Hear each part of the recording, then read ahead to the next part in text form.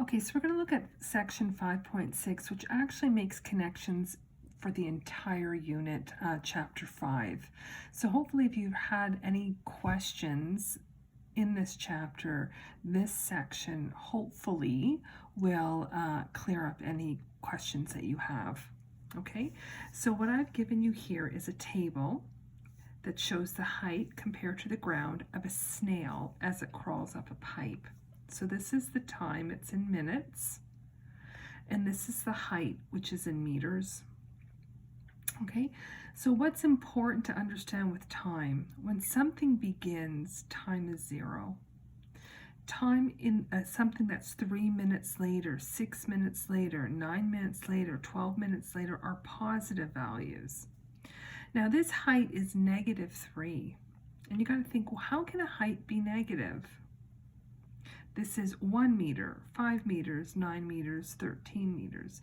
So in order for a height to be negative, that tells me that the snail is below the ground. So the height at ground level would be 0, and anything above ground level would be positive, anything negative would be below ground. Okay, so what we're going to do here first is we are going to, the first thing I'm going to ask you to do is I'm going to ask you to graph it. Okay, so when you graph, and most of you who are submitting your homework, not all of you are submitting your homework, but those who are, and you need to remember, check the calendar section of the home page, and that will always give you the work that you're supposed to be doing every day. So those of you who are submitting your homework, most of you are doing it correctly in terms of how you set up your axes. Now, I did include a negative in the height, but what is important is that you leave a consistent space and your scale is consistent. So I went by a space of 1 and a scale of 2, and time I went by a space of 2 and a scale of 3. And then I graphed it. Okay, you must connect your points and connect it with a ruler. If you don't connect it with a ruler, it's not a straight line. Okay, so at this, and then don't forget to label your vertical axes, label your horizontal axes, and give it title. Okay, so that's the first thing you should be able to do at this point, is to graph it. The next thing you should be able to do is you should be able to let me know by looking at your graph or by looking at your table whether or not you have a direct or partial variation. So you need to know the difference between them. A direct variation is a straight line that goes to the origin 0, 0. So I can tell by looking at this graph, it is not going through the origin 0, 0. I can also tell by looking at the table, this is 0 and this is -3. So this is not 0, 0. So I know it is not a direct variation. It's a partial variation, and I know that because it does not go through the point 0, 0 or the origin. Okay, so it's a partial variation. Now what we're going to do is we're going to describe the pattern in the t-values. The t-values is time. So here goes 0, 3, 6, 9, and 12. And what's happening there? Is it increasing? Is it decreasing? And by how much? So you should tell me it is increasing, or it increases by 3. Okay. Now let's use first differences to confirm that it's linear. Okay, so this is what we did yesterday. Now first differences, remember you look at what's in your X or your independent column, right, which is time, and it's going up by a consistent scale, which is 3, which is what we just talked about. And now you're going to look at your y values and you're going to subtract them. So here I'm going to do 13, I'm going to subtract 9 to get 4. I'm going to do 9, I'm going to subtract 5 to get 4. 5, and I'm going to subtract 1 to get 4. 1, and I subtract -3. Once again, when you subtract a negative, it's like adding, and I get 4. And because all of these are the same number, I know it's linear. So I know the first differences are the same. The first, differences are the same, and therefore it's linear. Okay? The next thing we're going to be talking or going over again is how to calculate slope. Now, your textbook uses the term constant of variation. Okay? So if you see this, constant of variation, and sometimes you'll also see this, rate of change.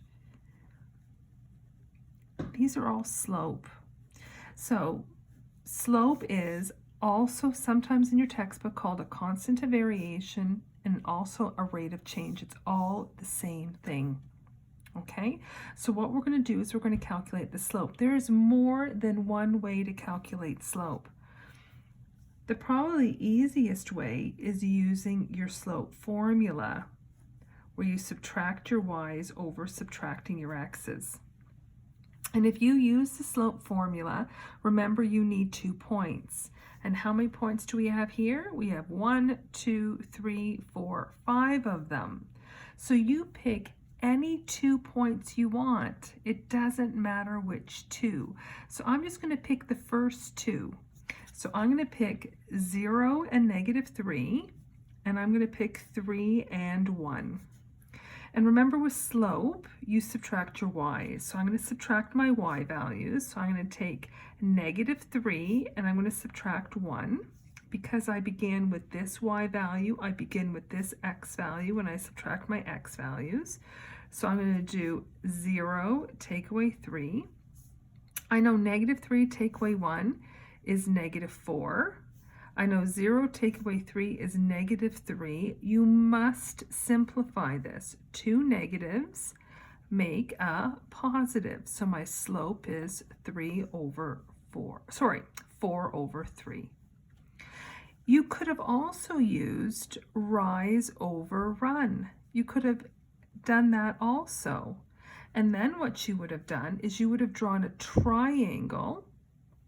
You would have calculated your rise, so you would have counted, and be careful because I'm going by a scale of 2s here. So I would count my rise, which is 4, and I would count my run, which is 3, and I would do rise over run 4 over 3. So I could do it that way also, and I also have to remember that if it's going to the right, my slope is positive. So there's more than one way to calculate the slope. You could have done rise over run, or you could use your slope formula. Also keep in mind the different ways your textbook expresses slope. Okay? So one thing that's kind of interesting is how slope is related to the first differences and the pattern and the t-values. So let's look at the rise and the run of our slope. Our rise is 4. Where else do you see the number 4?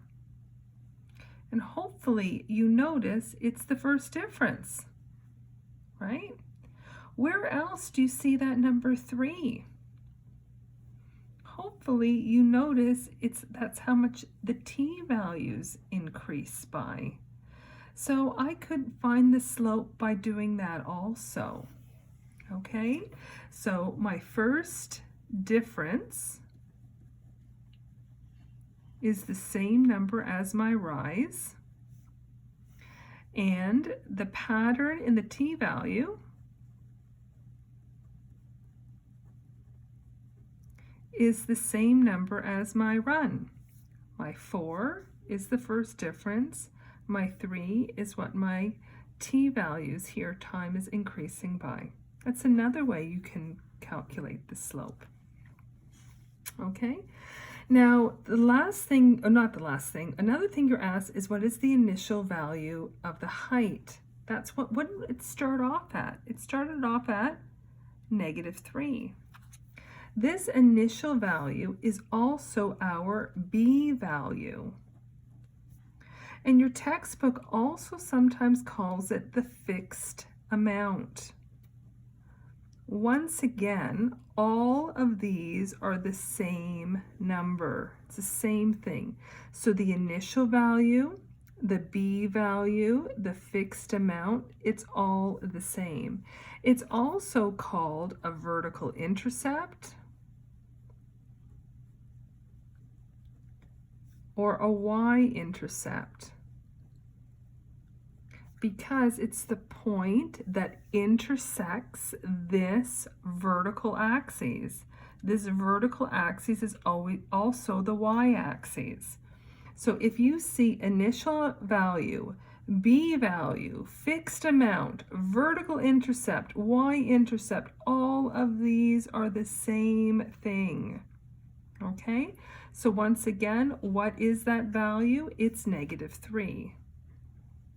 I'm going to call it the b value because that's what b equals. So the next thing is, what's the equation of the line? Remember, an equation of a line is in the form y equals mx plus b. Y is my dependent variable. The slope we just found as 4/3. X, the b value is -3. Now, because this question has to do with height, call it h, and time, call it t, I could rewrite this as h equals 4/3 t minus 3. And there is my equation. Okay, so let's look at another example. So you're given a diagram, and with that diagram, you're asked to calculate the slope, determine the vertical intercept, and write the equation. Now, to calculate the slope, once again, you have a choice. You could do rise over run, or you could use the slope formula. And if you use the slope formula, you're going to pick any 2 points. You're going to subtract your y's, subtract your x's. The same thing with the rise over the run. You got to pick 2 points. So you're going to decide at this point how you're going to calculate it. But when you look at a diagram, make sure you can read the points well.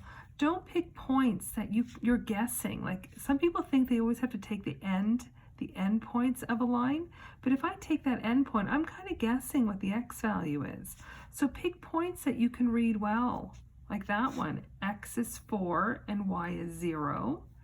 And, again, I would pick points that I can read well. Here, x is 0 and y is -2. Okay, so use the slope formula with these 2 points, or you could do rise over run. That might be faster here. Because I'm going by a scale of ones, I count my rise 1, 2, my run 1, 2, 3, 4. So I know my rise is 2, my run is 4. I can't leave it like that. I have to reduce it. It's 1/2. I see my line is going to the right, so I know it's positive. Or you could have used your slope formula, and you could have subtracted your y, subtracted your x's, and you'd get the same answer. Okay, the next thing you're asked is, what is the vertical intercept? And I told you earlier, vertical intercept is also the b value, also called an initial value, also called a fixed amount, also called a y-intercept, all the same thing. Okay, so the vertical intercept is right here, where the line, so where this line crosses the vertical axes. So here's my line. Where does it cross the vertical axes? Right there. So what is that value? It is -2. That's my b value. Now write the equation. Each equation has a dependent value, y, equals your slope, 1/2, times it by your independent variable, x, plus your b value, which is -2. Now we're done. Let's look at the next one. These are all very typical types of questions you're going to be expected to be able to do. So here again, you have an equation, y equals 3x minus 5. Is this a direct or partial variation? You should know by just looking at the equation if you got a direct or partial variation. Remember, direct variations are y equals mx because your b value is 0 because it goes to the origin. Partial, y equals mx plus b. So if I look at this, in order for it to be direct, that b value would have to be 0 or I wouldn't have it there. So I know this is partial because we're subtracting 5.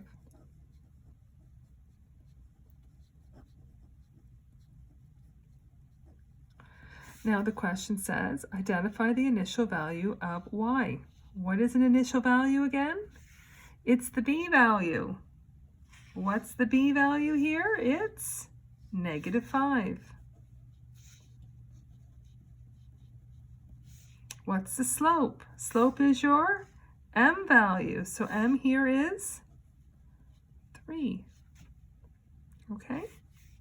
Now you're asked to make a table of values for from 0 to 4 for the x values 0 to 4 and to graph them. So my table of values, I write my x first, then my y. So it tells me what to go to, 0 to 4. So I start at 0, 1, 2, 3, and 4. Now I got to figure out what y is. Well, here's my equation. Y equals 3x minus 5.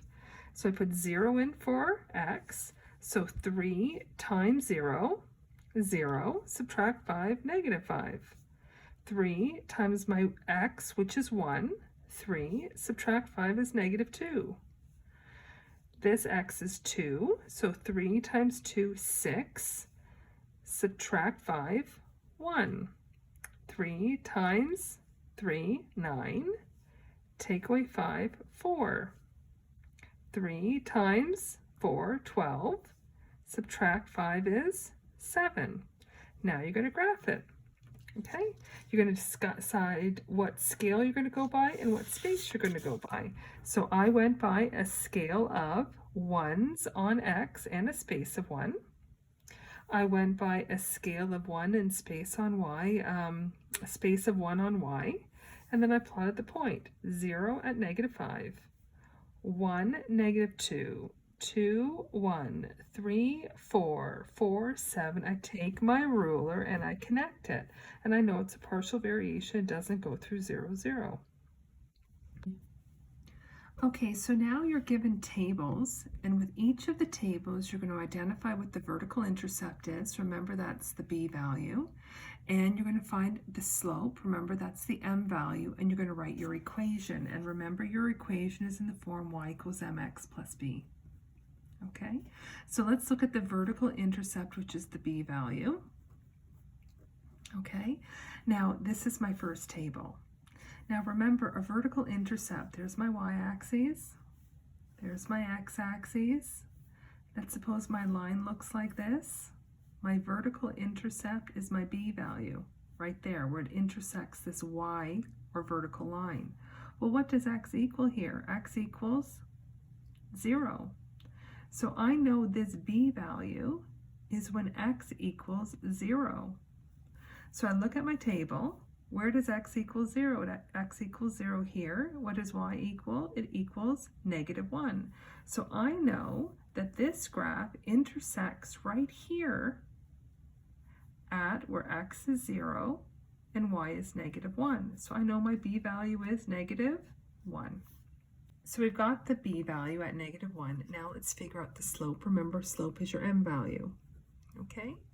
So again, finding the slope, you've got more than one way to do it, but I think the easiest way for most people is just to be using the slope formula. And once again, slope formula, you need 2 points. Here you've got more than 2. So you pick any of these any 2 points here. So I tend to pick the first 2 just because they're usually smaller numbers. So 0, not always, -1, and then 1 and 3. I'm going to use these 2 points here. Okay, I'm going to subtract my y's. I'm going to subtract my x's. I get -4 over -1, and then I simplify this as +4. Don't write it over 1. We don't write whole numbers like that. There's my m value. There's my b value. I write my equation. Every equation has to have a dependent variable, an independent variable, and then your b value. And there's your equation. So sub your m value in and your b value in. Okay? Let's look at the last question, which has to do with this table. Once again, I need my b value or my vertical intercept, and I need my slope. Now here, the table told me when x is 0, y is negative 1. Here, I don't have x 0. I have 2, 4, 6, 8, 10, 12. So what I could do is look at the pattern and work backward until I get x being 0. So I can see here that it's going up by a scale of 2. So let's work backwards. Let's decrease it now by 2, which would give me x being 0. And then here I see this is increasing by 5. So again, let's work backwards. So instead of increasing by 5, let's decrease by 5. So this would be a 5. So this is my b value when x is 0. So I know my b value is 5. Now I find the m value. Once again, I'm going to use my slope formula. I pick 2 points. Once again, I'm going to pick the first 2. And once again, I'm going to subtract my y values. 10 take away 15. 2 take away 4. So subtract the y's, subtract the x's, simplify it. 10 take away 15, negative 5. 2 take away 4, negative 2. Simplify it. 2 negatives make a positive. Reduce the fraction to lowest terms. There's my m. There's my b. Once again, my equation's in the form y equals mx plus b. I put my m value in, 5 over 2. I put my b value in at positive 5. And there's my equation. And that's it.